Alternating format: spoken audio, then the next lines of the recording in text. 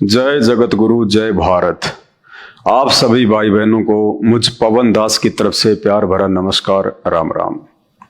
भाई और बहनों, परमपिता परमेश्वर सारी सृष्टि के रचनहार जगन्नाथ के आशीर्वाद से ये लाइव वीडियो अध्यात्म से संबंधित शास्त्र प्रमाणित जानकारी से लबालब आप सभी भाई बहनों तक लगातार पहुंचाए जा रहे हैं, क्योंकि परमेश्वर ने यदि हमें मानव शरीर दिया है, जो मानव शरीर 84 लाख योनियां भोगने के बाद एक बार मिलता है, और इस मानव शरीर के प्राप्त करने का केवल एक ही मकसद है, और वो है पूर्ण परमात्मा की पहचान करके फिर उनकी प्राप्ति के लिए मन लगाकर भक्ति करना और 84 लाख योनियों के महादुख से बाहर निकल जाना। यही इस मानव तन का एकमात्र मकसद है।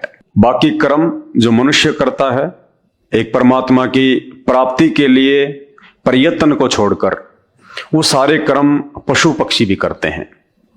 और यदि हमने उस परमात्मा की प्राप्ति का प्रयत्न नहीं किया और उन पशु और पक्षियों की तरह बाकी कर्म करते हुए ये शरीर त्याग दिया, तो वापस हम 84 लाख योनियों में जाते हैं। तो भाई और बहनों, आज वो परमपिता परमात्मा जिसकी प्राप्ति के लिए मानव शरीर प्राप्त हुआ है, यह आप और हम सबका बड़ा सौभाग्य है कि आज वे धरती पे प्रकट हैं और आज हम उनकी पहचान करें और सदा सदा के लिए जन्म मरण के रोग से हम बाहर हो जाएं।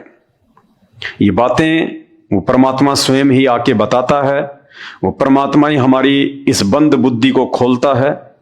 क्योंकि जितने भी धर्मगुरु हैं, शंकराचार्य हैं, मठाधीश हैं, संत महंत हैं, जो हमारे धर्मशास्त्रों से अपरिचित हैं, अभी तक उन्होंने हमें केवल ये भी नहीं बताया कि परमात्मा कौन है, जगन्नाथ कौन है, भगवान कौन है, और किस परमात्मा की भक्ति से हमारा जन्म मरण का रोग जो है वो कटेगा। क्योंकि आज तक उन्हें इसी बात का नहीं पता था कि मानव शरीर मिलता किस लिए है। और जब तक हमें इस शरीर की प्राप्ति का कारण पता नहीं होगा, तो कभी भी हम अपनी मंजिल की तरफ आगे नहीं बढ़ सकते। तो इस मानव शरीर की प्राप्ति का कारण भी वो परमात्मा स्वयं ही आके बताता है, समझाता है। तभी इंसान के अंदर चेतना आती है और वो भक्ति और भगवान की तरफ 2 कदम आगे बढ़ाता है। अब सबसे बड़ी समस्या हमारे सामने जो आती है वो ये है कि यदि ये मानव शरीर परमात्मा प्राप्ति के लिए ही मिला है, वरना इसका दूसरा कोई मकसद नहीं है, तो फिर वो परमात्मा कौन है जिसको प्राप्त करके हम सदा सदा के लिए उसके लोक में चले जाएं, सर्व सुख भोगें, वापस हमें इस गंदे लोक में, इस मृत लोक में ना आना पड़े, गधे कुत्ते सूअर के शरीर धारण ना करना पड़े, ये दुख और परेशानियों का सामना ना करना पड़े। वो एक परमात्मा, एक जगन्नाथ कौन है? तो भाई और बहनों, उस एक जगन्नाथ की जानकारी भी वो जगन्नाथ स्वयं ही तत्वदर्शी संत बन के इस पृथ्वी पे आके हम मानव शरीरधारी प्राणियों को सत्संग करके समझाता है। और आप और हमारा ये परम सौभाग्य है कि आज वो जगन्नाथ, वो सारी सृष्टि का मालिक, 8 सितंबर 1951 से हरियाणा में भारतवर्ष की पावन भूमि पे आप और हमारी तरह एक मानव शरीर में, एक संत रूप में प्रकट हैं। और आज का वीडियो हम उन्हीं के नाम से शुरू करते हैं। परमपिता परमात्मा, सारी सृष्टि के रचनहार, कुल मालिक, असंख्य ब्रह्मांडों के स्वामी, जगत गुरु, तीनों लोकों में प्रवेश करके सबका पालन पोषण करने वाले राजाधिराज, आत्माधार, नाथों के नाथ, देवों के देव महादेव, सर्वेश्वर महेश्वर, मृत्युंजय, अजरो अमर, आदि अनादि, सनातनी प्रभु, जगत पिता जगदीश्वर, 1008 की उपाधि के वास्तविक अधिकारी, अकाल मूर्त, शब्द स्वरूपी राम, वासुदेव, सर्वगतम ब्रह्म, परम पूज्य, प्रथम पूज्य, परम पुरुष, परम धनी, परम दयालु, परम संत, अल्लाह कबीर, अल्लाह ताला, जगत के तारणहार, जगत के मुक्तिदाता, जगन्नाथ, संत शिरोमणि सतगुरु रामपाल जी भगवान के चरण कमल में आप और हम सभी भाई बहनों का अनंत कोटि दंडवत प्रणाम। भाई और बहनों, जगन्नाथ की प्राप्ति से पहले हमें जगन्नाथ की परिभाषा का ज्ञान होना चाहिए। जगन्नाथ कहते किसे हैं?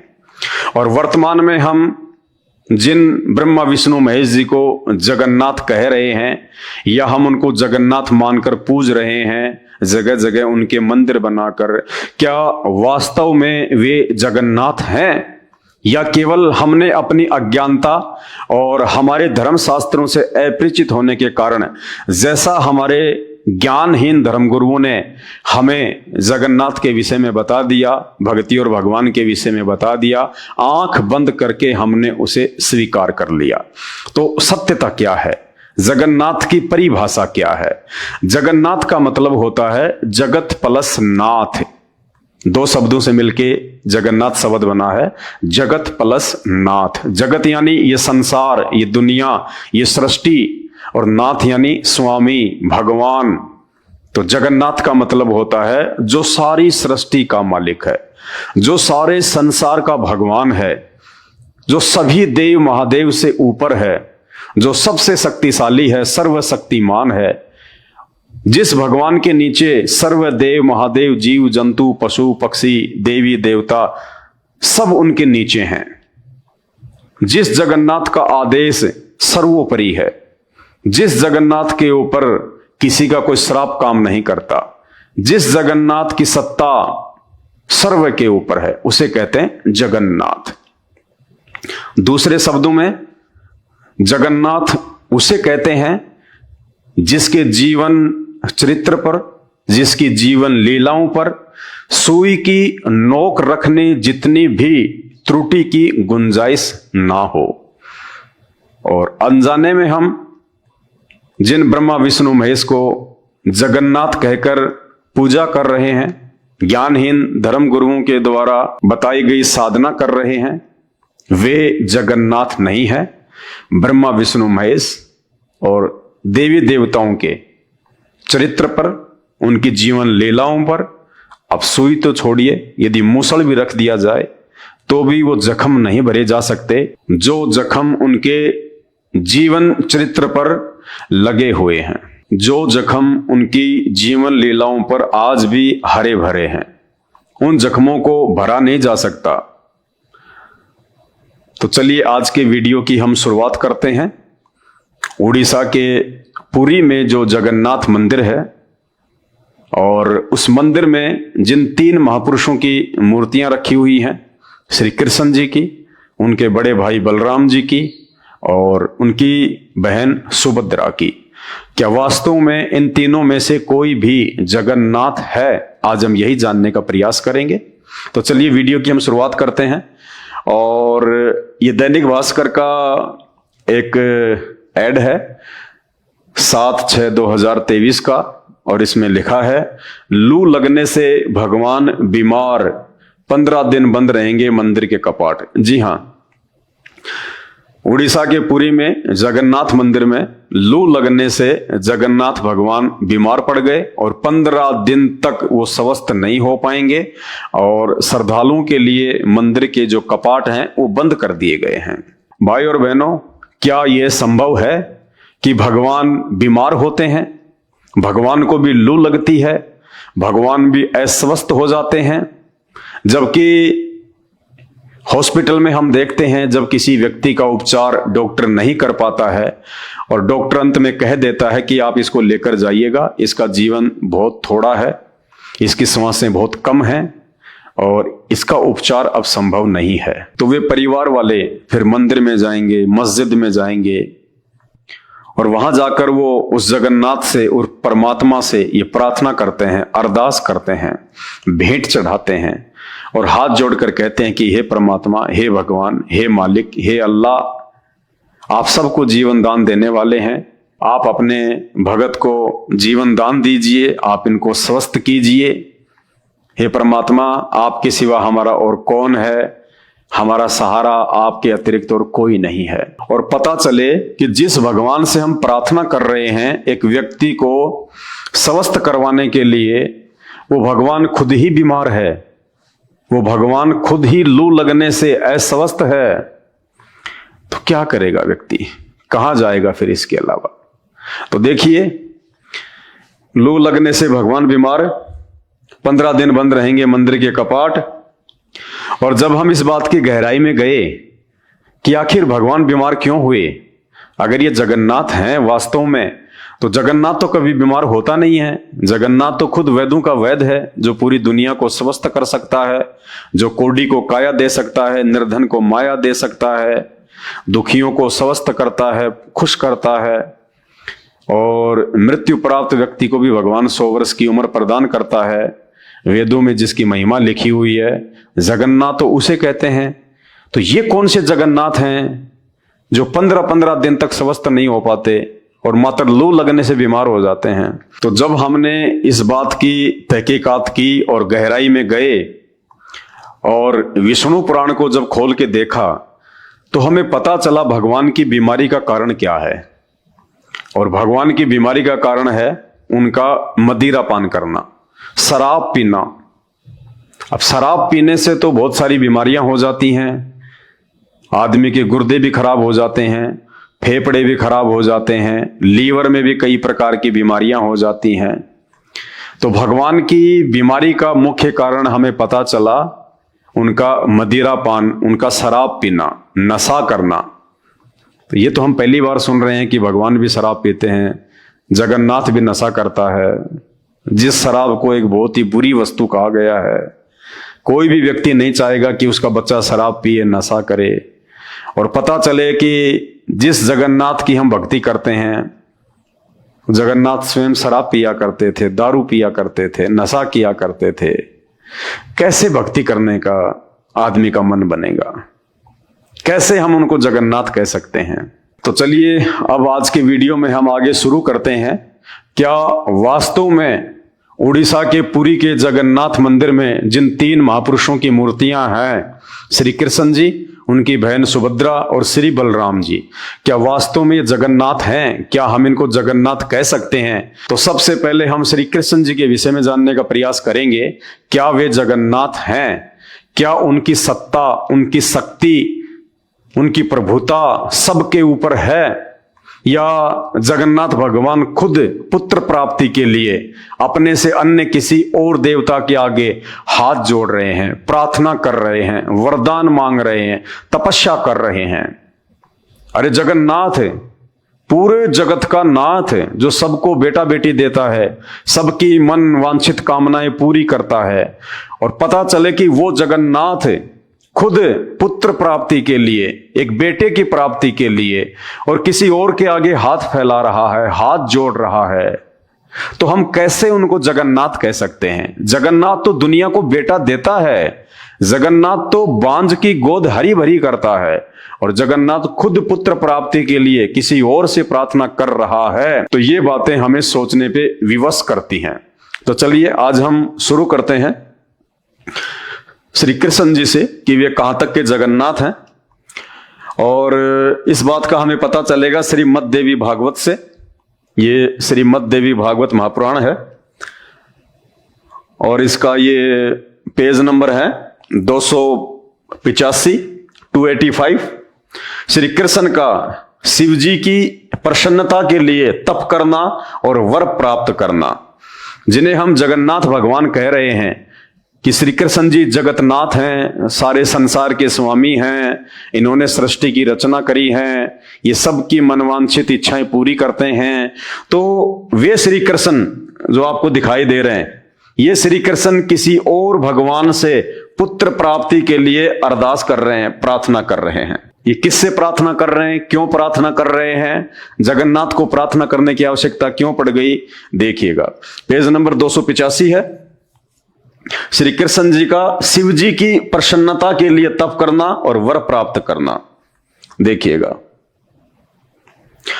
राजा जन्मेजय ने कहा, मुनिवर आपके मुखारविंद से यह प्रसंग सुनकर मुझे महान आश्चर्य हो गया। राजा जन्मेजय ने व्यास जी से कहा कि महाराज, आपके मुख से यह बात सुनकर कि भगवान श्री कृष्ण, जिनको जगत गुरु कहते हैं, जिनको जगत का स्वामी कहते हैं, जिनको सृष्टि का रचनहार कहते हैं, वो भगवान किसी और से एक पुत्र प्राप्ति के लिए भीख मांग रहा है, तप कर रहा है, प्रार्थना कर रहा है।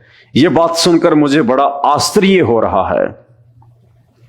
जगत गुरु श्री कृष्ण में सारी शक्तियां निहित थी, फिर भी उनका पुत्र प्रसव गृह से हर लिया गया, यानी श्री कृष्ण जी का बेटा चोरी कर लिया गया। ऐसी घटना कैसे हो गई? नगर की रक्षा का समुचित प्रबंध था, सुरक्षित अंतःपुर में प्रवेश गृह की व्यवस्था थी, फिर भी सम्रासुर ने भीतर प्रवेश कर उस बच्चे को कैसे हर लिया? सत्यवती नंदन व्यास जी, इसका जो कारण है वह स्पष्ट बताने की कृपया कीजिए। तो व्यास जी ने क्या कहा? व्यास जी कहते हैं, राजन, माया में अनुपम शक्ति है, मानवों को मूढ़ बना देना इसका स्वाभाविक गुण है। लोग इसे सांभवी कहते हैं। जगत में कौन ऐसा है जो इसके प्रभाव में न आया हो? मनुष्य का जन्म पाते ही सभी मानवोचित गुण उसमें आ जाते हैं। संपूर्ण गुण देह से संबंध रखते हैं। देवता अथवा दानव कोई भी इस नियम का उल्लंघन नहीं कर सकता। व्यास जी कह रहे हैं श्री कृष्ण जी के विषय में, जिनको हम अपनी अज्ञानता के चलते जगन्नाथ भगवान कहते हैं। व्यास जी कहते हैं कि माया के प्रभाव से कोई नहीं बच पाया, चाहे तेरा जगन्नाथ हो, चाहे देवी देवता हो, चाहे ब्रह्मा विष्णु महेश हो, माया के प्रभाव से कोई नहीं बच पाया। तो फिर वो जगन्नाथ कहां हुआ जिसके ऊपर माया का प्रभाव काम कर रहा है? ये माया कौन है जिसने जगन्नाथ के ऊपर भी अपने डोरे डाल रखे हैं, जो जगन्नाथ को भी भ्रमित कर देती है, उसकी भी बुद्धि को चेंज कर देती है? तो फिर वो जगन्नाथ से बड़ी तो माया हुई जिसका प्रभाव उस जगन्नाथ के ऊपर भी श्री व्यास जी बता रहे हैं। ये माया कौन है? ये माया है जिसे आप जगन्नाथ कहते हैं, ब्रह्मा विष्णु महेश को, इनकी मां दुर्गा, अष्टंगी, 8 भुजा वाली, शेरा वाली, जिसको शास्त्रों में माया कहा गया है, प्रकृति देवी कहा गया है। यह है वो माया जिसकी शक्ति से ये तीनों देवता ब्रह्मा विष्णु महेश, ये 3 लोक की सृष्टि एज ए मैनेजर के रूप में संचालित करते हैं। ये तीनों जगन्नाथ नहीं है, ये पूर्ण परमात्मा नहीं है, इनसे ऊपर माया है। इनकी मां जगदम्बा दुर्गा, दुर्गा से ऊपर उसका पति है काल, मुसलमान धर्म में जिसको शैतान कहते हैं। उस शैतान से ऊपर है वो जगन्नाथ, जो सबसे ऊपर है, जिसकी सत्ता सबके ऊपर है। और इस बात का विशेष तौर पे आपको उस समय पता चलेगा जब आप YouTube पे जाके सर्च करेंगे सृष्टि रचना संत रामपाल जी महाराज। परमेश्वर रामपाल जी भगवान ने सृष्टि रचना के माध्यम से सभी देवी देवताओं की शक्ति का, उनकी प्रभुता का बिल्कुल तरतीब वाइज खुलासा किया हुआ है, हमारे ही धर्मशास्त्रों से, वेदों से, गीता जी से, इन पुराणों से। तो जब तक आप ये सृष्टि रचना को नहीं समझ लेंगे, तकरीबन 2 से 3 घंटे का वीडियो है संत रामपाल जी का, जब तक आप सृष्टि रचना को अच्छे से नहीं समझ लेंगे, नहीं जान लेंगे, आप इन प्रत्येक भगवानों की शक्ति का आइडिया नहीं लगा लेंगे, अनुमान नहीं लगा लेंगे, तब तक आप इन धर्मशास्त्रों को समझ नहीं सकते, आप इन भगवानों को नहीं समझ सकते। क्योंकि एक पुराण में तो शंकर जी को महान बता दिया गया, दूसरे पुराण में विष्णु जी को महान बता दिया गया, तीसरे पुराण में ब्रह्मा जी को सृष्टि का रचनहार बता दिया गया, और फिर आपस में यही पुराण एक दूसरे को नीचा भी दिखा रहे हैं। तो भाई और बहनों, इस अध्यात्म को समझने के लिए हमारे को संत रामपाल जी भगवान के सत्संग सुनने ही पड़ेंगे। दूसरा धरती पे कोई ऑप्शन है ही नहीं जो हम भक्ति और भगवान को समझ सकें, धर्म ग्रंथों को समझ सकें। तो व्यास जी कह रहे हैं कि माया में अनुपम शक्ति है और मानवों को मूढ़ बना देना इसका स्वाभाविक गुण है। श्री कृष्ण जी एक मानव थे, एक व्यक्ति थे, एक इंसान थे। वो भगवान नहीं थे, परमात्मा नहीं थे। मानते हैं उनमें कुछ शक्तियां हम इंसानों से बढ़ के थी, लेकिन वे सभी इंसानों के ऊपर भगवान नहीं है, जगन्नाथ नहीं है। भूख प्यास नींद भय आलस्य मोह शोक संशय हरस अभिमान बुढ़ापा मृत्यु अज्ञान गलानी वैर ईर्ष्या डा मद और श्रम, ये सभी देह के साथ ही उत्पन्न होते हैं। राजन, सभी पर इनका प्रभाव कुछ न कुछ पड़ता है। भगवान मानव का शरीर धारण करके धराधाम पर पधारे थे। कौन? श्री कृष्ण जी। अतः उन्होंने भी मानव लीला के लिए सभी मानवोचित कार्य संपन्न किए। इस विषय में अन्यथा विचार अवांछनीय है। पहले कंस के भय से भगवान गोकुल पधारे। ये देखिए, अरे जगन्नाथ उसको कहते हैं जिसको किसी का भय ना हो, जिसको किसी का कोई डर ना हो। डर तो आम व्यक्ति की प्रवृत्ति है। और यहां व्यास जी क्या कह रहे हैं? पहले कंस के भय से, यानी कंस के डर से भगवान श्री कृष्ण गोकुल पधारे। यानी भगवान भी डरता है, भगवान भी भयभीत होता है। तो भगवान कहां हुआ जो डरेगा? जिसमें भय है वो भगवान नहीं होता। कभी संत रामपाल जी के सत्संग सुन के देखिए, कहते हैं निर्विकार निर्भय तू ही और सकल भयमान, और सब पे तेरी साहिबी तुझ पे साहिब नाए। वो जगन्नाथ, वो भगवान, वो निर्विकार होता है। उसके चरित्र पर कोई दाग नहीं होता है। वो तीनों गुणों से दूर होता है। रजगुण, सतगुण और तमोगुण, इन तीनों गुणों का प्रभाव यानी माया का प्रभाव उस जगन्नाथ को प्रभावित नहीं कर सकती। वो भय से दूर होता है। निर्विकार निर्भय तू ही और सकल भयमान की हे परमेश्वर, आपके अलावा सभी विकारी हैं और भय युक्त हैं। एक निर्विकार और निर्भय केवल आप हैं। निर्विकार निर्भय तू ही और सकल भयमान, और सब पे तेरी साहिबी। हे परमात्मा, आपकी साहिबी, आपकी सत्ता सब पे है। 33 करोड़ देवी देवताओं से लेके ब्रह्मा विष्णु महेश, माया, दुर्गा, काल, शैतान, सब पे तेरी साहिबी, तुझ पे साहिब नाए। आपके ऊपर कोई साहिब नहीं है, कोई भगवान नहीं है, एकमात्र आप ही साहिब हैं। तो यहां हमारे भगवान श्री कृष्ण जिनको आप जगन्नाथ कहते हैं, वो अपने ही मामा कंस के भय से, उनके डर से, और कहां पधारे? गोकुल। कुछ दिनों के बाद जरासंध से भयभीत होकर द्वारका चले गए। फिर कुछ दिनों बाद में जरासंध से भयभीत होकर, डर कर, देखो ये श्री विष्णु पुराण में लिखा हुआ है, आपकी आंखों के सामने है, व्यास जी ने लिखा है, झूठ इसमें रत्ती भर भी नहीं है। फिर भगवान जरासंध से भी डर कर, भयभीत होकर, और कहां पधारे? ये देखिए, भयभीत होकर द्वारका चले गए। बताइए, अगर जगन्नाथ ही डरने लगा तो दुनिया कौन चलाएगा भाई? ये संसार की रक्षा कौन करेगा? जगन्नाथ अगर डर कर अगर अपना स्थान चेंज कर रहा है, अपनी जगह चेंज कर रहा है, दर दर भटकता फिर रहा है, तो दुनिया किसके सहारे चल रही होगी? कौन है वो जगन्नाथ? कुछ दिनों के बाद जरासंध से भयभीत होकर द्वारका चले गए। फिर उन्होंने रुक्मणी को हर लिया। बताइए, रुक्मणी को भगा ले गए भगवान, हर लिया, अपहरण कर लिया। जैसे रावण ने सीता का अपहरण किया था, वैसे ही आपके जगन्नाथ श्री कृष्ण जी ने रुक्मणी का हरण कर लिया। ये भगवानों के काम होते हैं। जबरदस्ती करना, अपहरण करना, ये भगवानों के काम नहीं होते, जगन्नाथ के काम नहीं होते। अभी तक हमें जगन्नाथ की परिभाषा का ही पता नहीं है। सनातन धर्म की मर्यादा जानते हुए भी भगवान श्री कृष्ण उस उत्सव के समय रुक्मणी हरण में प्रवृत्त हो गए। यानी हमारे सनातन धर्म में किसी स्त्री का अपहरण करना, उसका हरण करना, ये मर्यादाओं से बाहर है। तो कहते हैं सनातन धर्म की मर्यादाओं का ज्ञान होने के बाद भी जानबूझ के भगवान ने गलती करी, ये कुकर्म किया, ये गलत काम किया, रुक्मणी हरण का। खुद व्यास जी लिख रहे हैं कि ये सनातन की मर्यादाओं के विपरीत है, फिर भी भगवान ने ये काम किया। तो ये जगन्नाथ हैं जो खुद मर्यादा तोड़ रहे हैं। अरे इसकी भक्ति करने वाला फिर कहां से मर्यादा निभाएगा? जब टीचर खुद ही डिसिप्लिन तोड़ेगा तो उसके विद्यार्थी कहां से डिसिप्लिन को फॉलो करेंगे?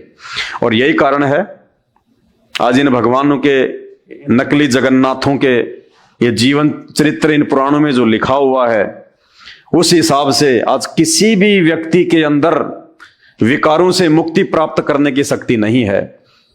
हर व्यक्ति शराब, नशा, मांसाहार, चोरी, जारी, ठगी, लड़ाई झगड़ा, मार पीट, बलात्कार, इन सभी कुकर्मों में लिप्त है।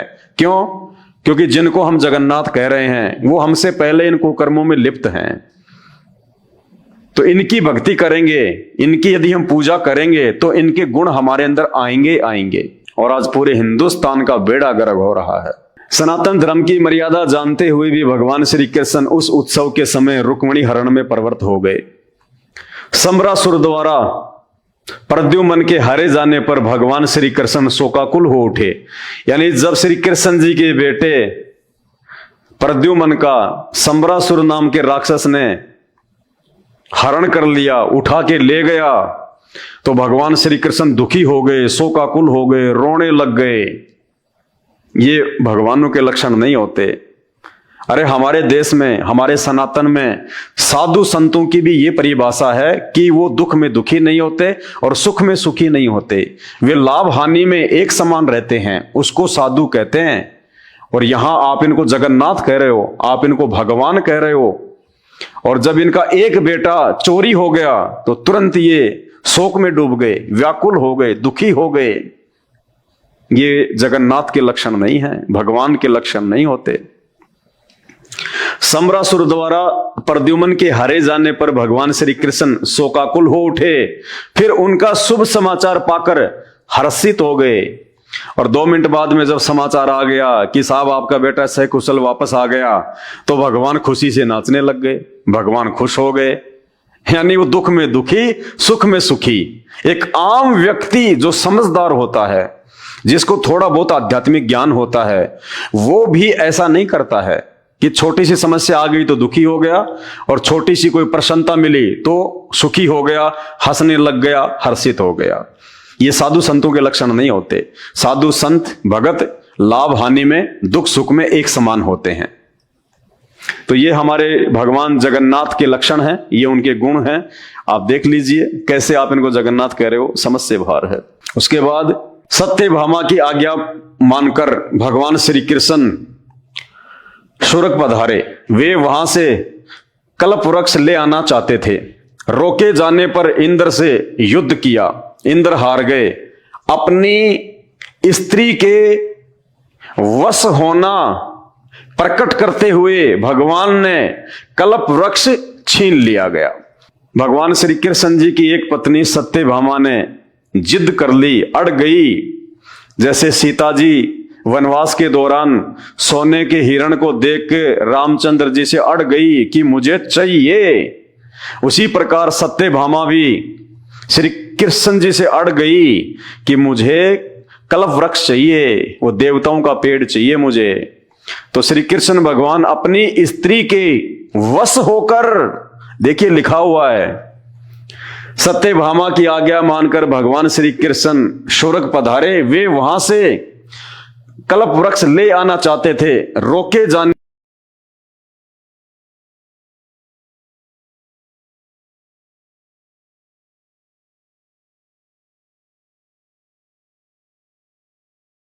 करते हुए भगवान ने कल्प वृक्ष छीन लिया अपनी औरत के वश होके। भाई ये जगन्नाथ के लक्षण नहीं होते, ये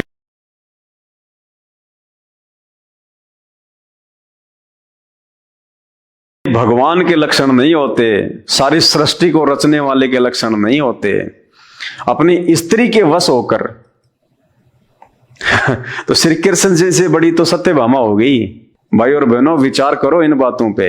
ये राम श्री कृष्ण, इनका जो जीवन है वो केवल आप और हम इंसानों की तरह था। और जिस समय इन्होंने ये बड़े बड़े काम किए जिनको आज हम चमत्कार कह रहे हैं, उस समय तो आम साधु संत महात्मा ये चमत्कार जो है वो कर दिया करता था, कोई बड़ी बात नहीं थी। त्रेता में श्री रामचंद्र जी आए तो उस समय तो हर कोई चमत्कार करता था। क्या बाली के पास चमत्कार नहीं थे? बाली के सामने कोई एकल युद्ध नहीं कर सकता था, उसके आमने सामने होके कोई लड़ाई नहीं कर सकता था। सामने वाले की आदि शक्ति उस बाली के अंदर आ जाती थी। रावण अपनी सिद्धि शक्ति से सेना को आकाश में उड़ा ले जाता था। 33 करोड़ देवी देवताओं को कैद करके ले आया। रावण का पुत्र इंद्रजीत, मेघनाथ, अपनी सिद्धि शक्ति से अपनी सेना को आकाश में उड़ा के और उसने देवताओं के राजा इंद्र को हरा दिया। इंद्र की बेटी सुलोचना से रावण के बेटे की शादी हुई, तब जाके इंद्र को वापस उसका वो पद मिला। तो कोई बड़ी बात नहीं थी। ये तो वाल्मीकि ऋषि थे, श्री रामचंद्र जी के गुरु थे। उन्होंने घास के तिनके से रामचंद्र जी के दूसरे बेटे को पैदा कर दिया, कुश को। तो ये कोई बड़ी बात नहीं थी उस समय। लेकिन आज कोई चमत्कार नहीं कर पा रहा, क्योंकि आज लोगों के पास में भक्ति नहीं रही। पहले भक्ति की कमाई से ये सारे काम होते थे। आज भी हो सकते हैं अगर किसी के पास में भक्ति है तो हमने इन चमत्कारों को देख के इनको भगवान मान लिया, जबकि ये चमत्कार तो उस समय आम साधु संत कर दिया करते थे, कोई बड़ी बात नहीं थी। अपनी स्त्री के वश होना प्रकट करते हुए भगवान ने कल्प वृक्ष छीन लिया। सत्यभामा जी बड़ी आदरणीय थी, उनकी प्रतिष्ठा रखने के लिए भगवान वृक्ष में बंध गए। उन अपने प्राणनाथ को सत्यभामा ने दान कर दिया। नारद जी प्रतिग्रह लेने पधारे, तत्पश्चात बराबर सुवर्ण देकर श्री कृष्ण चंद्र को बंधन से मुक्त किया। प्रद्युम्न प्रभृति श्रेष्ठ पुत्रों को देखकर जाम्बवती अधीर हो उठी। अब श्री कृष्ण जी की, जगन्नाथ भगवान की दूसरी पत्नी कौन? जाम्बवती। अब जाम्बवती नाराज हो गई श्री कृष्ण जी से, और क्या कहा जाम्बवती ने कि मुझे भी प्रद्युम्न जैसा बेटा चाहिए।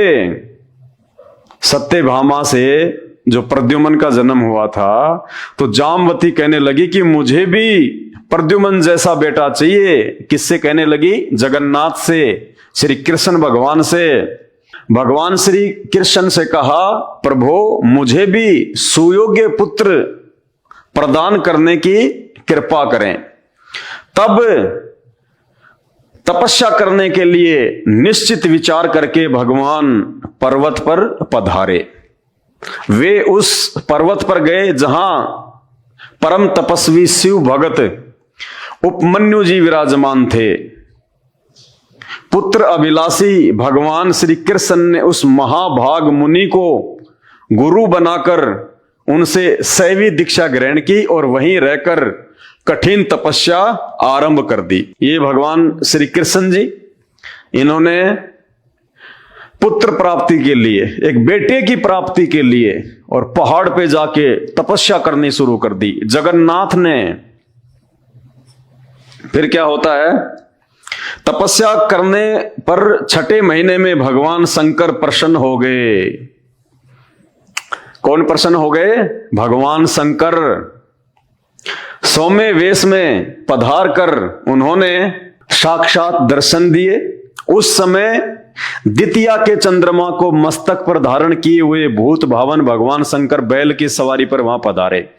भगवान शंकर ने महामना श्री कृष्ण को संबोधित करते हुए कहा, यदुकुल को आनंदित करने वाले महामते श्री कृष्ण, मैं तुम्हारी उत्तम तपस्या से प्रसन्न हो गया। तुम अभिलषित वर मांगो। जगन्नाथ को कह रहे हैं शंकर जी कि तेरी तपस्या से मैं प्रसन्न हो गया, वरदान मांगो, भीख मांगो। हर जगन्नाथ अब भीख मांगेगा। श्री कृष्ण जी अब शंकर जी से भीख मांगेंगे। बताइए ये काहे के जगन्नाथ है भाई? ये कैसे जगन्नाथ हो गए? जगन्नाथ तो लोगों को देता है।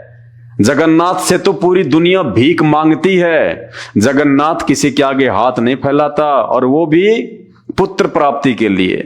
तो भाई और बहनों, ये जगन्नाथ नहीं है। जगन्नाथ की डेफिनेशन तो हमें आज तक इन नकली गुरुओं ने बताई नहीं, क्योंकि उनको खुद नहीं पता। ये जगन्नाथ की परिभाषा भी आज संत रामपाल जी ने आके बताई है कि जगन्नाथ किसे कहते हैं? जगत का नाथ, जिससे ऊपर कोई ना हो, जिसको किसी के आगे हाथ फैलाने की आवश्यकता ना पड़े, उसे कहते हैं जगन्नाथ। जो पूरी दुनिया को पुत्र देता है। और यहां आपके जगन्नाथ खुद एक पुत्र प्राप्ति के लिए भीख मांग रहे हैं। यदुकुल को आनंदित करने वाले महामते श्री कृष्ण, मैं तुम्हारी उत्तम तपस्या से प्रसन्न हो गया। तुम अभिलषित वर मांगो, मैं देने को तैयार हूं। मेरा सामने आ जाना संपूर्ण कामनाओं की सिद्धि का सूचक है। अब कोई भी मनोरथ शेष नहीं रह सकता। व्यास जी कहते हैं, अत्यंत प्रसन्न होकर सामने पधारे हुए उन भगवान शंकर को देखकर देवकी नंदन महाभाग श्री कृष्ण दंड की भांति उनके चरणों पर प्रेम पूर्वक पड़ गए। बताओ, जगन्नाथ और शंकर जी के पैरों में पड़ रहा है, दंडवत कर रहा है। अरे जगन्नाथ किसी के पैरों में नहीं पड़ता, दुनिया जगन्नाथ के पैरों में पड़ती है भाई। और जो दुनिया के पैरों में पड़ जाए, जो किसी और के पैरों में पड़ जाए पुत्र प्राप्ति के लिए, उसको जगन्नाथ नहीं कहा जा सकता। फिर मेघ के समान गंभीर वाणी से उन्होंने भगवान शंकर की स्तुति की, प्रार्थना करने लगे भगवान शंकर से हाथ जोड़ के। व्यास जी कहते हैं भगवान श्री कृष्ण अपना मनोभाव व्यक्त कर रहे थे। अभी बात समाप्त नहीं हुई थी कि भगवान शंकर ने उत्तर देना आरंभ कर दिया। और क्या कहा भगवान शंकर ने? शत्रुसूदन श्री कृष्ण, तुम्हें बहुत से पुत्र होंगे, 16,050 तुम्हारी स्त्रियां होंगी, प्रत्येक स्त्री से 10-10 बालक होंगे, सब में असीम बल होगा। यो कहकर प्रिय दर्शन भगवान शंकर चुप हो गए। महाभाग श्री कृष्ण हाथ जोड़े खड़े रहे, जगन्नाथ हाथ जोड़ के खड़े रहे और शंकर जी उनको आशीर्वाद दे गए कि 16,000 तुम्हारी औरतें होंगी, हर एक औरत से तुम्हारे को 10-10 बलवान जो है वो पुत्र प्राप्त होंगे। यानी श्री कृष्ण जी को जो पुत्र प्राप्त थे वो उनकी अपनी शक्ति और अपनी सामर्थ्य से नहीं थे, वो भी शंकर जी के वरदान से उनको पुत्र प्राप्त हुए थे। तो भाई और बहनों, ये जगन्नाथ नहीं है, ये परमात्मा नहीं है, ये तो बहुत छोटी शक्ति है। जब आप संत रामपाल जी के YouTube पे जाके सत्संग सुनोगे, सृष्टि रचना सुनोगे, तो पूरा का पूरा निष्कर्ष आपके सामने आ जाएगा इन भगवानों का, इनकी शक्तियों का। ये कहां तक के जगन्नाथ हैं, कहां तक इनकी शक्ति है। ये श्री कृष्ण जी खुद, जिस दिन इनका ये विष्णु पद समाप्त हो जाएगा, ये सदा विष्णु नहीं रहेंगे, आत्माएं चेंज होती रहती हैं। जिस दिन इनके पुण्य समाप्त होंगे, इनको विष्णु के पद से इनके पिता के द्वारा, शैतान के द्वारा हटा दिया जाएगा और इनको 84 लाख योनियों में डाल दिया जाएगा और विष्णु के पद पे किसी अन्य भक्ति युक्त आत्मा को बैठा दिया जाएगा। जब आप सृष्टि रचना को सुनना शुरू करेंगे तब आपकी आंखें खुलेंगी। भगवती पार्वती उनसे कहने लगी, महाभाव श्री कृष्ण, इस जगत में मानवों के सिरमौर बनकर तुम विराजमान रहोगे, उच्च श्रेणी की गृहस्थी में तुम्हारा वास होगा। जनार्दन, 100 वर्ष तक सुखमय जीवन व्यतीत करने के पश्चात ब्राह्मण एवं गांधारी के शाप से तुम्हारे कुल का संहार हो जाएगा।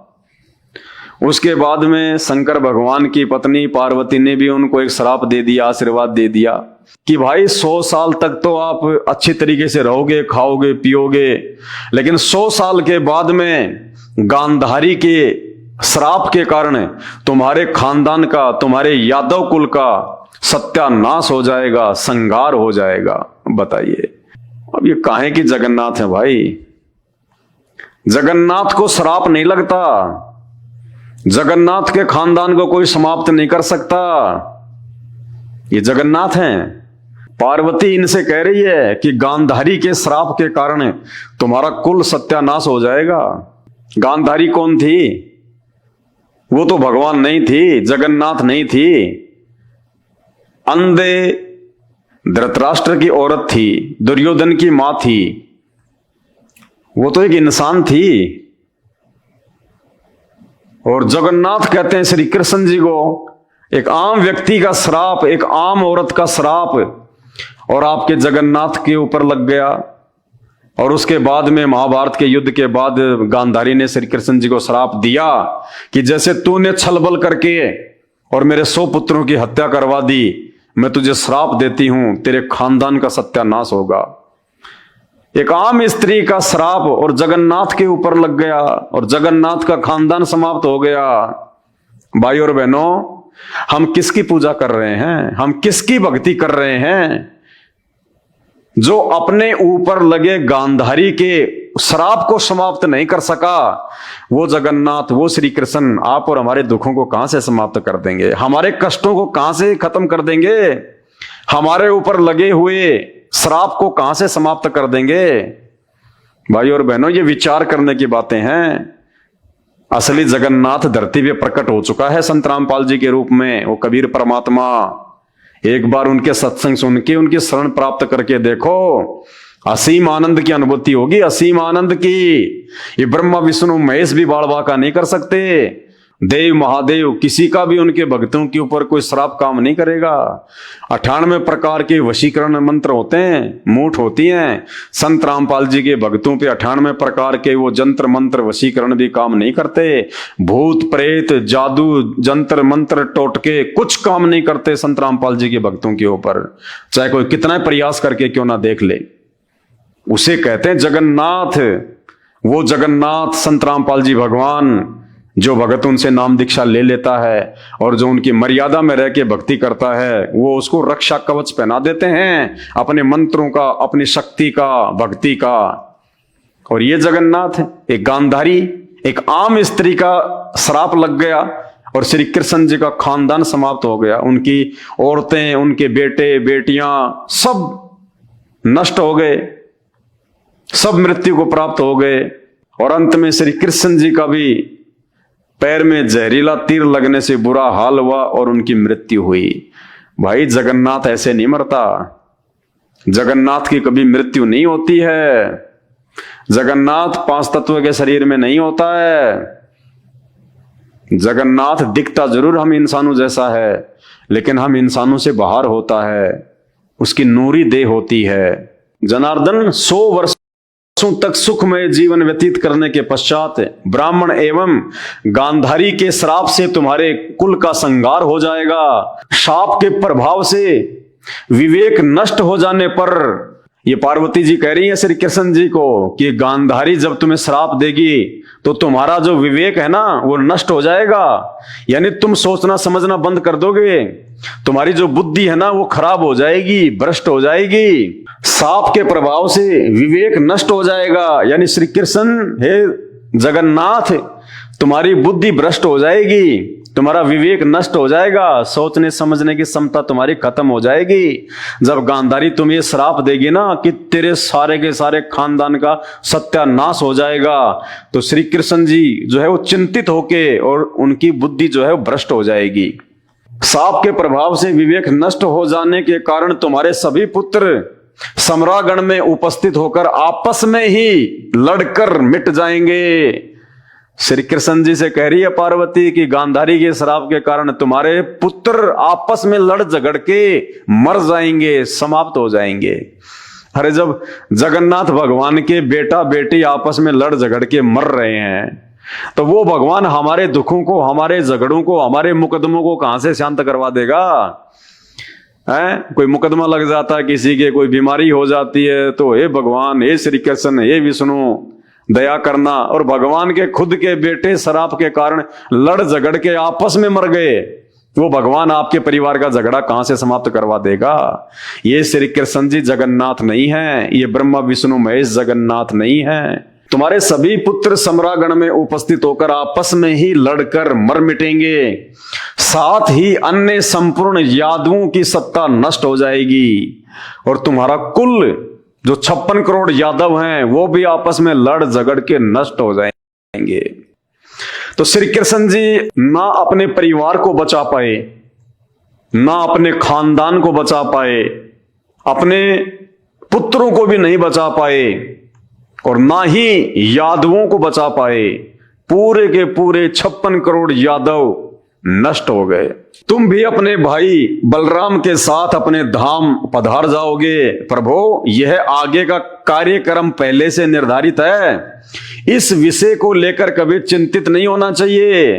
पार्वती कह रही है, हे श्री कृष्ण जी, ये तो आपके भाग्य में पहले से लिखा हुआ है, इसको लेके चिंतित मत हो जाना। अरे जगन्नाथ जो पूरी दुनिया का भाग्य लिखता है, जगन्नाथ का भाग्य किसने लिख दिया कि ये तो आपके भाग्य में पहले से लिखा हुआ है, पूर्व निर्धारित है? बताइए। तो श्री कृष्ण जी से ऊपर और कौन है, श्री विष्णु से ऊपर और कौन है जिसका भाग्य उसने लिखा और वैसा ही होगा? अपने भाग्य में लिखे हुए को श्री कृष्ण जी, जिसको आप जगन्नाथ कहते हैं, वो काट नहीं सकता, समाप्त नहीं कर सकता। तो ये काहे के भगवान? जिस भगवान का भाग्य भी कोई और लिख रहा है तो वो काहे का जगन्नाथ। तो भाई और बहनों, जगन्नाथ तो दुनिया का भाग्य लिखता है। जगन्नाथ का भाग्य लिखने की समर्थता इस ब्रह्मांड में नहीं है किसी की। तो ये जगन्नाथ नहीं है।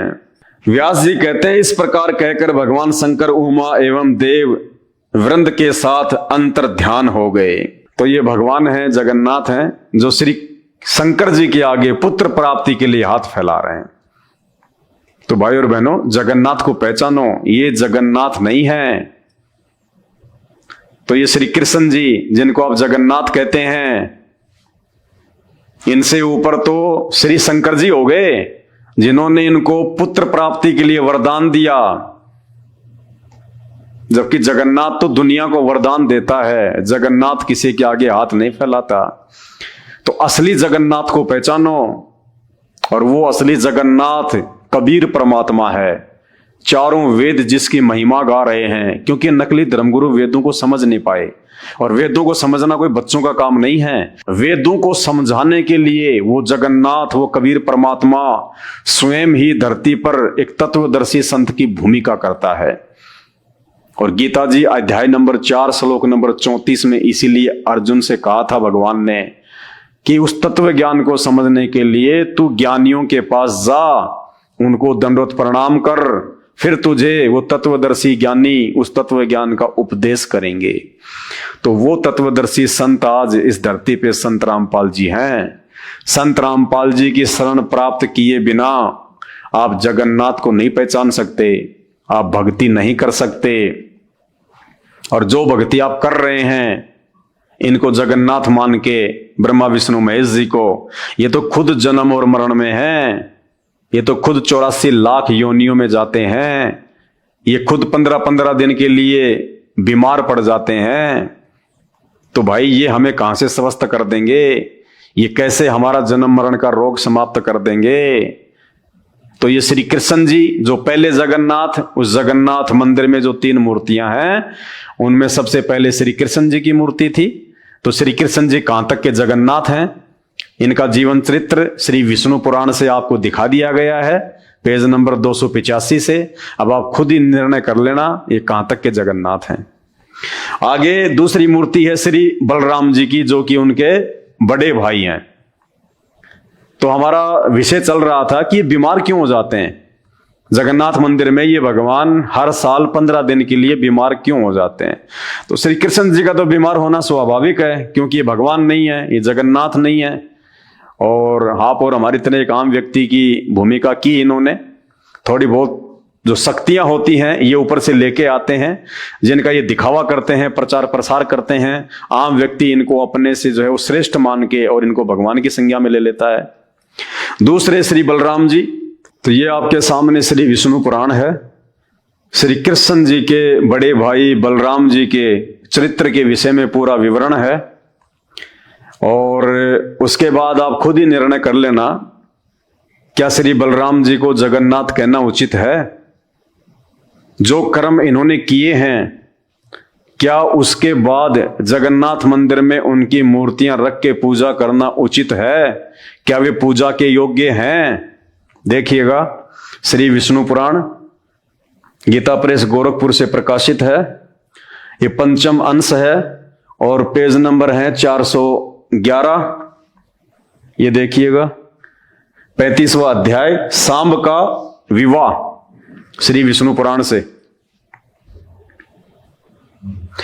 एक बार जाम्बवती नंदन वीरवर सांब ने, यानी श्री कृष्ण जी की पत्नी जाम्बवती के पुत्र सांब ने स्वयंवर के अवसर पर दुर्योधन की पुत्री को बलात् हरण कर लिया। यानी श्री कृष्ण जी के बेटे सांब ने, दुर्योधन की बेटी का स्वयंवर रचा जा रहा था, तो श्री कृष्ण जी के पुत्र सांब ने दुर्योधन की बेटी का जबरदस्ती अपहरण कर लिया। तब महावीर, कर्ण, दुर्योधन, भीष्म और द्रोणाचार्य आदि ने क्रुद्ध होकर उसे युद्ध में हराकर बांध लिया। यह समाचार पाकर कृष्णचंद्र यानी श्री कृष्ण जी आदि समस्त यादवों ने दुर्योधन आदि पर क्रुद्ध होकर उन्हें मारने के लिए तैयारी कर ली। उनको रोककर यानी श्री कृष्ण जी ने और यादवों ने सांब को दुर्योधन की कैद से छुड़वाने के लिए पूरी तैयारी कर ली। उसी समय बलराम जी श्री कृष्ण जी के बड़े भैया, जिनकी मूर्ति आप उड़ीसा के जगन्नाथ मंदिर में रखते हैं और जिनको भगवान मान के आप उनकी पूजा करते हैं, वो बलराम जी तुरंत वहां पे आते हैं और देखिए, उनको रोककर श्री बलराम जी ने मदिरा के उन्माद से लड़खड़ाते हुए, मदिरा शराब, उन्माद यानी शराब के प्रभाव से लड़खड़ाते हुए, इतने में वहां पे बलराम जी आ गए। जब बलराम जी को पता चला कि दुर्योधन ने श्री कृष्ण के पुत्र सांब को बांध लिया है और श्री कृष्ण जी जब यादवों के साथ छुड़ाने के लिए जाने लगे, इतने में बलराम जी आए अंदर से निकल के, शराब में धुत होके, मदिरा में धुत होके और लड़खड़ा के। देखो लिखा हुआ भाई श्री विष्णु पुराण, कोई माई का लाल इसको झुठला नहीं सकता। ये कथा करते हैं पंडित लोग इनकी। उनको रोककर श्री बलराम जी ने मदिरा के उन्माद से लड़खड़ाते हुए शब्दों में कहा, कौरवगण मेरे कहने से शाम को छोड़ देंगे, मैं अकेला ही उनके पास जाता हूं। दारू के नशे में लड़खड़ाते हुए। बताइए, एक शराबी व्यक्ति की मूर्ति आप मंदिर में रखते हैं। एक पवित्र जगह कहा जाता है मंदिर को, और मंदिर वो भी छोटा मोटा नहीं, जगन्नाथपुरी का मंदिर। और उस मंदिर में आप पूजा किसकी कर रहे हैं? एक शराबी की, एक नशेड़ी व्यक्ति की।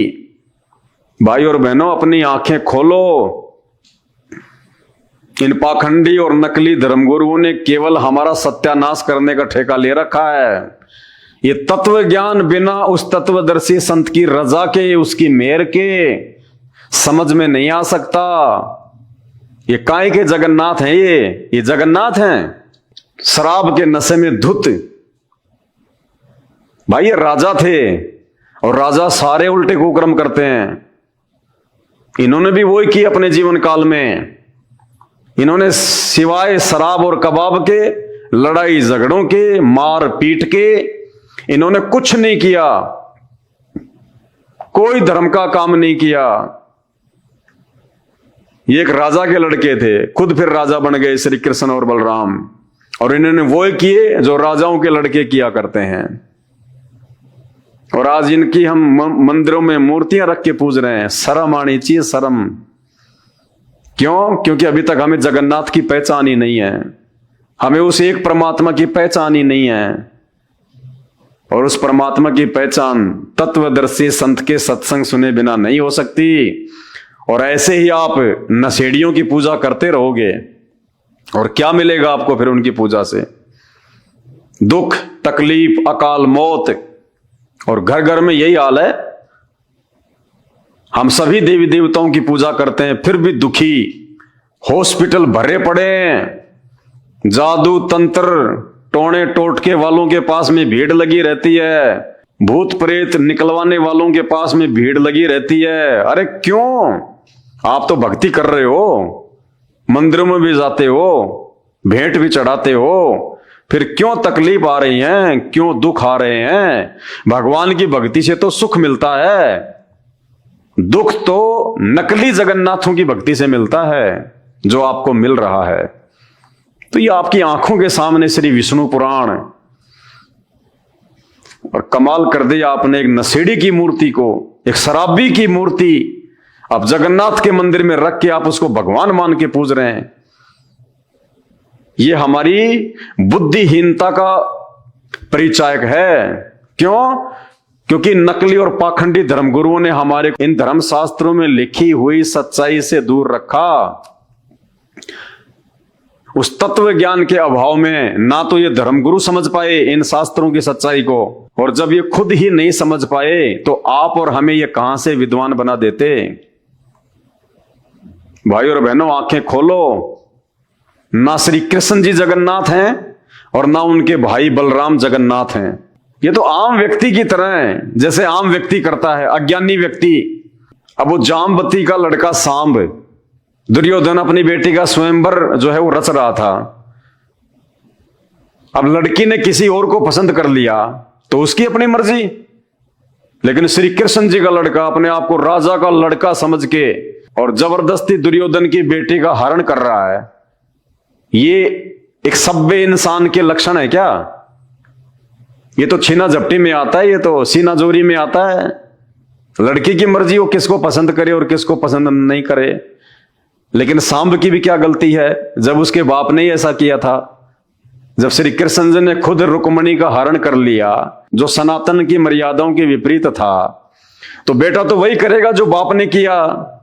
तो श्री कृष्ण जी ने रुक्मणी का हरण कर लिया था और श्री कृष्ण जी के पुत्र सांब ने दुर्योधन की बेटी का अपहरण करने का प्रयास किया, तो दुर्योधन ने बांध के जेल में डाल दिया। श्री कृष्ण जी को पता चला तो मरने मारने के लिए सेना लेके, बताओ ये भगवानों के लक्षण हैं। उल्टा अपने बेटे को समझाना चाहिए था कि नालायक, तूने ऐसा काम क्यों किया, तूने उनके साथ में जबरदस्ती क्यों की, क्या तुझे शोभा देता ये? अपने पुत्र को उसके कुकर्म के लिए धमकाने के बजाय और अपने ही पुत्र का यानी अधर्म का वो पक्ष ले रहे हैं। ये भगवान है, ये जगन्नाथ हैं। और ऊपर से वो बलराम जी उनको कह रहा तुम सब यहीं रुक जाओ, मैं अकेला ही जाके ले आऊंगा। बताओ, नशे में दुत, और जगन्नाथ के मंदिर में आप उनकी मूर्ति रख के और भगवान मान के पूज रहे हो। इसीलिए तो हम गधे कुत्ते सूअर बन रहे हैं मरने के बाद में, क्योंकि हमें जगन्नाथ का नहीं पता जगन्नाथ कौन है। देखिए, एक बार जाम्बवती नंदन वीरवर सांब ने स्वयंवर के अवसर पर दुर्योधन की पुत्री को बलात्कार कर लिया। तब महावीर कर्ण, दुर्योधन, भीष्म और द्रोण ने क्रुद्ध होकर उसे युद्ध में हराकर बांध लिया। यह समाचार पाकर कृष्णचंद्र आदि समस्त यादवों ने दुर्योधन आदि पर क्रुद्ध होकर उन्हें मारने के लिए बड़ी तैयारी की। उनको रोककर श्री बलराम जी ने मदिरा के उन्माद से लड़ खड़ाते हुए शब्दों में कहा, कौरवगण मेरे कहने से सांब को छोड़ देंगे, अतः मैं अकेला ही उनके पास जाता हूं। ये है इनका चरित्र, आम व्यक्ति से नीचे गिरा हुआ इनका चरित्र, जिनको आप भगवान मानते हैं। तो भाइयों, कैसे मोक्ष की प्राप्ति हो जाती? तभी तो आज ये दुनिया भर में इंसानों से ज्यादा जानवरों की संख्या है, क्योंकि जो व्यक्ति मानव शरीर प्राप्त करके एक पूर्ण परमात्मा असली जगन्नाथ की भक्ति नहीं करता, तत्वदर्शी संत को अपना गुरु धारण करके, वो फिर 84 लाख योनियों में भटकता रहता है जन्म जन्मांतर। इसलिए आज से पहले हमारे पूर्वज जो ब्रह्मा विष्णु महेश 33 करोड़ देवी देवताओं की भक्ति करते थे, मरने के बाद में वो सब 84 लाख योनियों में भटक रहे हैं। आज सुअवसर प्राप्त है, आज वो जगन्नाथ धरती पे प्रकट है, जिसको हम जगन्नाथ कह सकते हैं। ये है वो जगन्नाथ, संत रामपाल जी भगवान, पूर्ण परमात्मा, जिन्होंने वो जगन्नाथ का मंदिर बनवाया था। अभी तक आपको पूरी हिस्ट्री का भी नहीं पता है।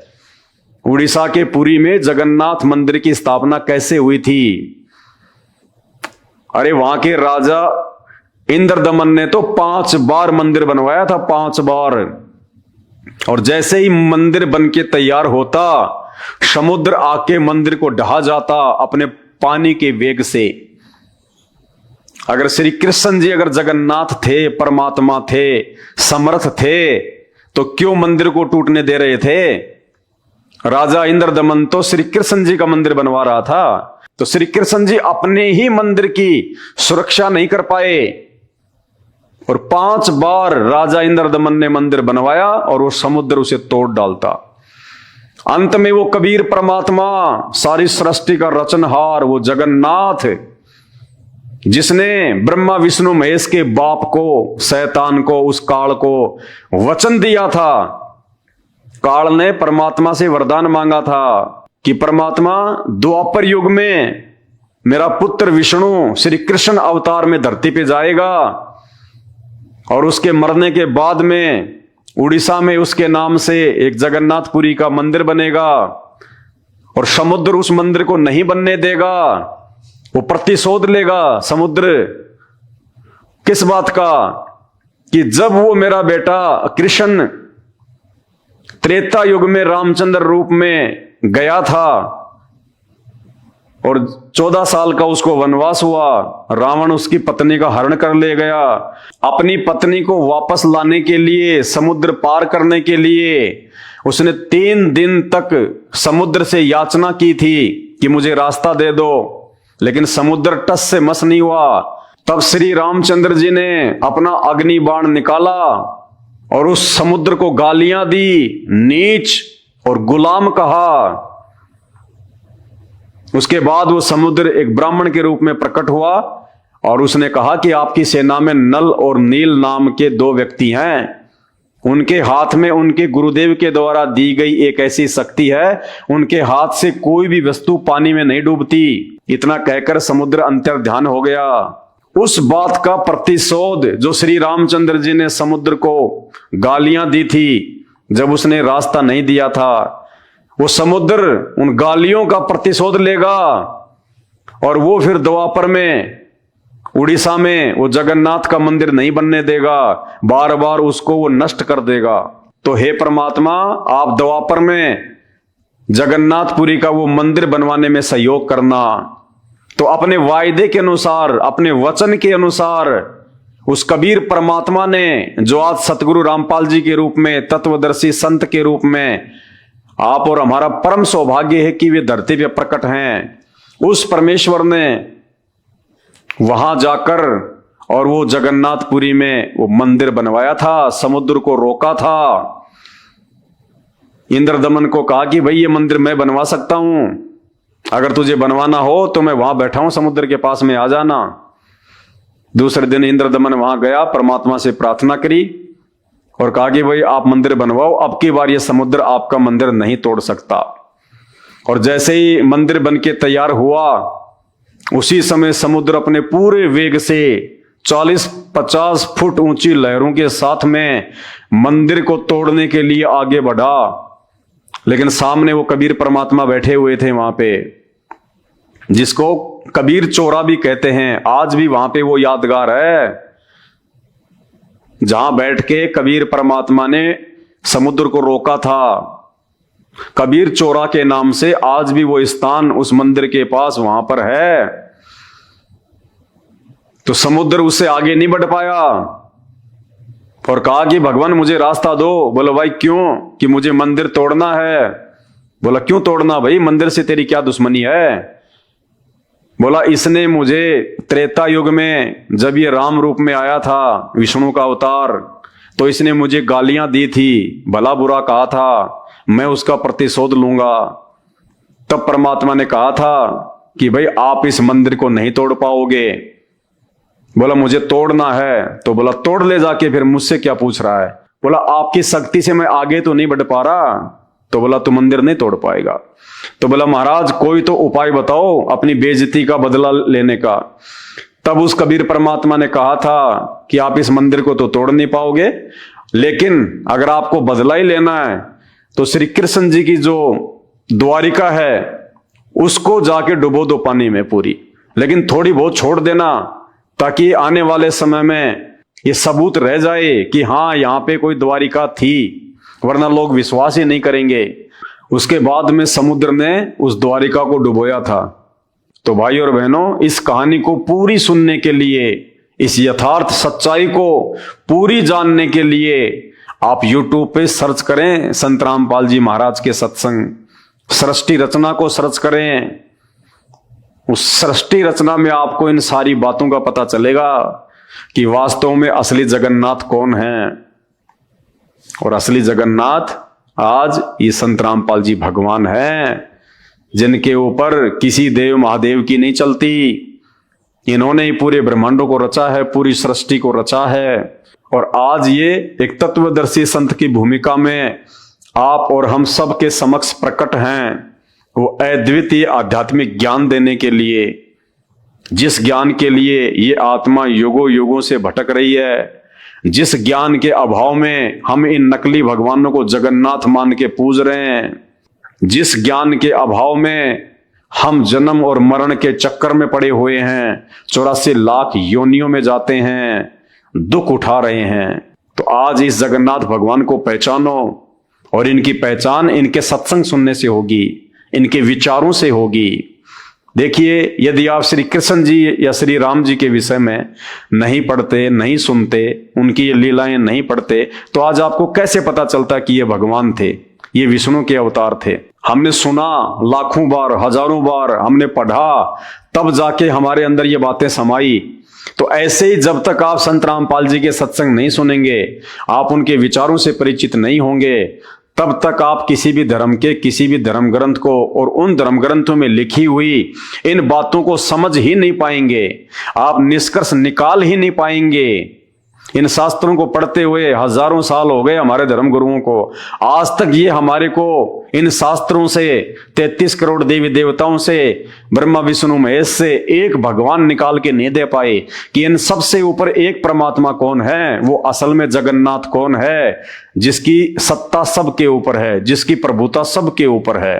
और उस जगन्नाथ की यदि हम शरण में आ जाएं तो हमारा बेड़ा पार हो सकता है, हमारा जन्म मरण का ये असाध्य रोग समाप्त हो सकता है। हम 84 लाख योनियों में पशु पक्षी ना बनकर सदा के लिए उस परमेश्वर के लोक में जाके शाश्वत सुख प्राप्त कर सकते हैं, जहां जाने के बाद में ना कभी मृत्यु होती है, ना कभी बुढ़ापा आता है, ना कभी शरीर में कोई रोग होता है, क्योंकि बॉडी ऐसी रहेगी, लेकिन ये 5 तत्व का शरीर नहीं होगा, हार्ड मास का नहीं होगा, नूरी तत्व का शरीर मिलेगा वहां पे। तो भाई और बहनों, प्रार्थना है, विनती है, परमात्मा धरती पे आए हुए हैं, आप मानो या ना मानो, कोई भी महापुरुष जब इस धरती पे आता है, आप श्री रामचंद्र जी को ही ले लीजिए, जो कि विष्णु के अवतार थे, किसने उस समय उनको भगवान माना? किसी ने नहीं माना।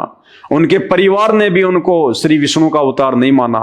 ऐसे ही द्वापर में श्री कृष्ण जी आए थे, उनके खुद के परिवार ने, रिश्तेदारों ने भी उनको श्री कृष्ण नहीं माना, उनको अवतार नहीं माना। उनके साथ में लड़ते रहे, झगड़ते रहे आजीवन, बेचारे को मथुरा छोड़ के द्वारिका जाना पड़ा, लड़ाई झगड़ों से तंग आकर। और आज उनके शरीर छोड़ने के बाद में हजारों लाखों वर्ष बाद आज उनको भगवान मान के उनके मंदिर बना रहे हैं, उनकी मूर्तियां लगा रहे हैं। आज हमें क्या लाभ देंगे? वो मूर्ति हमें क्या लाभ देगी? वो बेजान मूर्ति, वो मुर्दा, ना बोल सकती, ना सुन सकती, ना चल सकती, आज क्या फायदा देगी वो मूर्ति हमें? अरे डॉक्टर के मरने के बाद उसकी मूर्ति हॉस्पिटल में लगा दी जाए, क्या कोई रोगी उस मूर्ति से अपना इलाज करवा सकता है? नहीं करवा सकता। वो तो जब डॉक्टर जीवित था वो ही उपचार कर सकता था। तो जिस समय ये राम श्री कृष्ण जी थे और जितनी इनके पास में शक्ति थी, पावर थी, जितना ये लोगों का भला कर सकते थे, उतना भला भी ये उसी समय कर सकते थे, आज नहीं कर सकते। तो भाई और बहनों, आंखें खोलो, परमात्मा धरती पे है। मेरा मकसद केवल आपको संत रामपाल जी के सत्संग सुनने के लिए प्रेरित करना है। आप एक बार उनके सत्संग सुने, आपको खुद ब खुद ये महसूस हो जाएगा कि हाँ, ये कोई परम शक्ति है। और जब आप ध्यान से सत्संग सुनेंगे फिर तो सब कुछ पता चल जाएगा कि धरती पे एकमात्र जगन्नाथ संत रामपाल जी भगवान है। और आने वाले समय में तो सबको पता चलेगा, पूरी दुनिया को पता चलेगा, पूरा ब्रह्मांड संत रामपाल जी की समर्थता को देखेगा। क्योंकि आने वाला समय बहुत भयंकर है, विनाशकारी है, प्राकृतिक उथल पुथल का समय है, महामारियों का समय है। उस समय आम व्यक्ति दौड़ेगा कि कौन है वो परमात्मा, कौन है वो भगवान जो मुझे इस विपत्ति से बाहर निकाल दे। उस समय आपके ये पत्थरों के देव महादेव भी फैल हो जाएंगे। उस समय संत रामपाल जी एकमात्र शेष बचेंगे दुनिया में, और दुनिया दौड़ दौड़ के इनके कदमों में आएगी, दौड़ दौड़ के। 2028 तक का खेल है ये, 2028 तक का। तो भाई और बहनों, समझदार वो है जो समय रहते उनका ज्ञान समझ के उनकी शरण में आ जाए। अरे ठोकर लगने के बाद तो पूरी दुनिया ही समझ जाती है। समझदार वो है जो दूसरों की ठोकर से समझ जाए। तो इन भगवानों का जीवन चरित्र आपको इन्हीं के ग्रंथों से, श्रीमद् देवी भागवत से, श्री विष्णु पुराण से आपको दिखा दिया गया है। श्री कृष्ण जी कहां तक जगन्नाथ हैं, जो एक पुत्र प्राप्ति के लिए शंकर जी के आगे हाथ फैला रहे हैं, तपस्या कर रहे हैं, विनती कर रहे हैं। एक गांधारी, एक आम स्त्री के श्राप के कारण श्री कृष्ण जी का पूरा परिवार नष्ट हो गया, यादव कुल नष्ट हो गया। वो अपने परिवार को नहीं बचा पाए।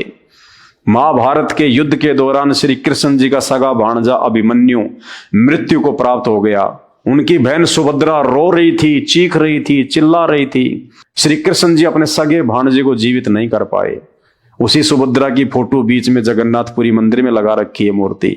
वो सुभद्रा जो अपने खुद के पुत्र की प्राप्ति के लिए श्री कृष्ण के आगे हाथ जोड़ रही थी और श्री कृष्ण जी भी नहीं बचा पाए। तो श्री बलराम जी, श्री कृष्ण जी और उनकी बहन सुभद्रा ये पूजा के योग्य नहीं है। ये कोई जगन्नाथ नहीं है। ये तो जगन्नाथ के पैरों की धूल के बराबर भी नहीं है। असली जगन्नाथ संत रामपाल जी भगवान है। समय रहते इनके सत्संग सुनना शुरू कर दो, अपना आत्म कल्याण करवा लो, वरना कल को मजबूरन दुखी होके, परेशान होके नाक रगड़ के आना पड़ेगा। आज के वीडियो में केवल इतना ही। फिर परमात्मा प्रेरणा करेंगे, समय समय पर आपके लिए सत्य आध्यात्मिक जानकारी लेके आते रहेंगे। बंदी छोड़ सतगुरु रामपाल जी भगवान की जय हो।